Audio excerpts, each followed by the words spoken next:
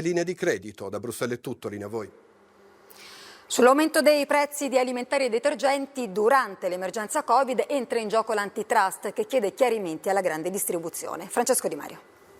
Il sospetto dell'antitrust è che dietro i forti aumenti di prezzo registrati a marzo per generi alimentari di prima necessità, detergenti, disinfettanti e guanti, ci siano fenomeni speculativi e non solo motivazioni legate ad emergenza sanitaria, maggiore ricorso ai piccoli negozi di vicinato, limiti a produzione e trasporto. Per questo l'autorità che vigila su mercato e concorrenza ha avviato una preistruttoria ed ha chiesto informazioni più precise sui prezzi di vendita al dettaglio e di acquisto all'ingrosso alle principali catene della grande distribuzione, in totale 3.800 punti vendita, soprattutto dell'Italia centro-meridionale. Ad insospettire l'antitrust anche il fatto che i maggiori rincari si riscontrano in aree non interessate da zone rosse o forte contenimento della mobilità.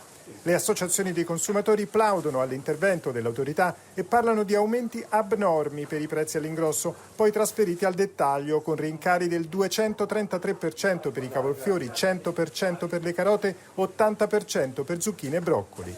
L'antitrust, guidato da Roberto Rustichelli, fa sapere comunque di mantenere alta l'attenzione in questa fase delicata e di aver attivato una task force per trattare con la massima tempestività le segnalazioni connesse all'emergenza sanitaria. E allora, lo avete sentito in apertura, oltre il 50% del totale dei nuovi contagiati